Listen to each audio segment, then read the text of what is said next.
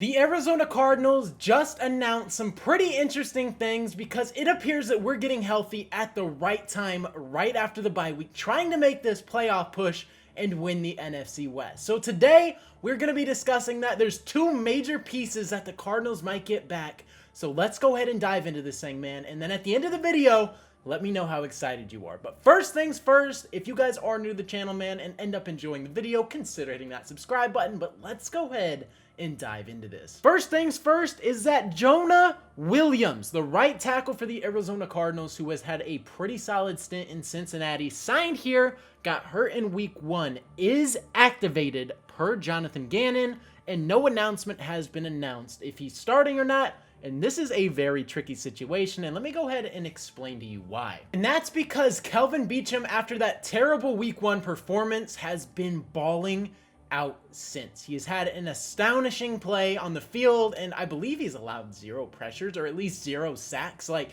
the performance is insane. Like, he is playing fantastic football, and he's old too, so it's very interesting, because do you ride with the hot hand? Like, the Cardinals have some interesting injury decisions, because like Matt Prater and Chad Ryland.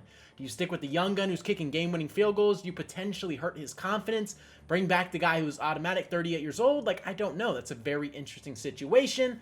I couldn't predict that one. But this one with Kelvin Beachum and Jonah Williams, like, I think the starting nod has to go to Jonah, because Jonah Williams, the talent that he has is better, and you already know that Kelvin Beachum can perform still. So if things go bad through like 2 weeks or even a half, you could always put Kelvin Beachum back in the game. So keep him ready at all times, but Jonah Williams, I'm assuming, talent-wise, is going to get the nod. That's just my personal opinion, though. I could be absolutely wrong. Here's what Jonathan Gannon had to say. He said that the staff would weigh all the variables and decide what's best for the team. When it comes to starting Williams or Beachum, he praised Kelvin's play and said, "I use his brain a lot." So the veteran presence is obviously there, and he brings a lot more to the game than just his on the field. He said Beachum provided consistency, which Drew Petzing said being the same player, not missing a beat with his guys, and communicating at a high level, Drew Petzing added. He said the effort was really good. He's done that throughout his career. It makes him a consummate pro. You don't play as long as he has at the level he has if that is not who you are. It's always good when called upon to see it come to fruition in game. So Kelvin Beachum has definitely impressed Jonathan Gannon. He's definitely impressed Drew Petzing, and he's making me eat my words. I came here after week 1 and said that Kelvin Beachum wasn't going to be a suitable starter for us, and that his play on the field was going to take a drastic drop, and that he's not the same player he once was, and we need to find somebody who is a viable option.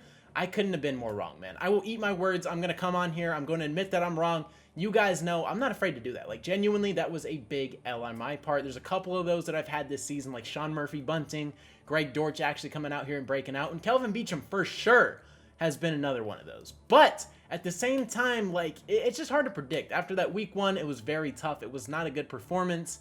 And I mean, he's bounced back. Let's just call it how it is. Like, Kelvin Beachum, shout out to you. If that is the last time we see him on the field, he has gave us so much suitability. Like, he was on fire. He was balling out, playing fantastic, had this offensive line operating at another level, and he was protecting Kyler fantastic. So if Jonah Williams does get the nod, shout out to you, Kelvin. And here's what Jonah Williams said. He said, "It's just nice to feel like I'm part of the team again, out there at practice with the guys." He said, "After practice on Wednesday, I was rehabbing for a long time, and it's sort of funny. Like, it could be a movie or something, because there's a bunch of glass, and I'm in it, the weight room, and they're practicing, and I just have my hand on the glass. Like, it's got to be nice to be out there." You guys know that SpongeBob meme where Squidward's looking through the window? He's basically referencing that. He said, "So it's nice to be out." To make room on the roster, the Cardinals released offensive line Charlie Heck on Monday, who was re-signed to the practice squad on Tuesday, and Jonah's been very comfortable jumping right back on the field with the guys. Drew Petzing said he's done it at a high level in his career. He really picked up where we wanted him to, and I'm excited to see him out there. I'm excited too. I'm curious to see if this gives us a boost offensively or if it hurts us, because it's definitely a transactional move where a lot could go wrong, but a lot could go right, and you could benefit greatly. So we're going to have to find out, but Jonah Williams, talent-wise, is the better right tackle at this point in his career. And let's talk about Darius Robinson, who is back at practice, ladies and gentlemen. This might be the week where Darius Robinson makes his debut, and I am excited because I have full confidence that Nick Rallis and this defense, if they can get him back, will have him playing so well in the next couple weeks. And obviously he's going to go through some rookie slumps, but he is back at practice, and if I had to guess, this is probably the week he makes his debut. Darius Robinson, this is a quote directly from him, per Craig Morgan, He said, we didn't have any setbacks. We knew the timeline when I got hurt. We just took it one day at a time, and we got better each day. He said it was heartbreaking to return for one practice and then to stop practicing, but quickly reiterated that there were no setbacks, and this was the original timeline. We didn't know that, but he did. The Cardinals staff is rehabbing his calf. They're trying to get right, and clearly he's back and at least at a level where he could play, and I'm excited, man. Per Tyler Drake, too, he said, I still took my notes, and this was literally directly from Darius Robinson as well. He said, I still took my notes like I was playing, did my walkthroughs like I was playing, so that when my time is ready, there isn't any hiccups. So when his time is ready to go, he's ready. He's on the field, and this is fantastic. I love hearing stuff like this because it's just the preparation that goes into the NFL level. Like, he's taking notes on the sideline, walking, getting the mental reps. Like, Darius Robinson, he's probably going to be really good. Like, if I had to guess, like, he's doing all the right things off the field. He's going through a lot with his mother passing, going through a calf injury. Like, there's a lot of things that factor into this. I'm rooting for Darius so hard, man. I cannot wait to see how he plays on the field. I want to see this rookie development. He looked great in preseason. It's going to be interesting to see if he can translate that. But if I had to guess, he's probably going to be a monster, and it might not be immediate impact. No one is expecting this man to come in here and be Reggie White, be freaking Aaron Donald, be somebody like absolutely ridiculous. We just need a little production, a little bit of help on that defensive line. Him and Dante Stills are probably going to be the guys going forward. We're healthy at the right time. I can't wait to see D-Rob on that field, and same thing goes for Jonah Williams. You guys let me know down in the comment section below how you guys feel about getting both of these guys back and returning to the Arizona Cardinals for a late playoff push. Let me know your guys' predictions for both of them, and then also at the same time, let me know what record you think the Arizona Cardinals finish with at the end of the season. We have 7 games remaining.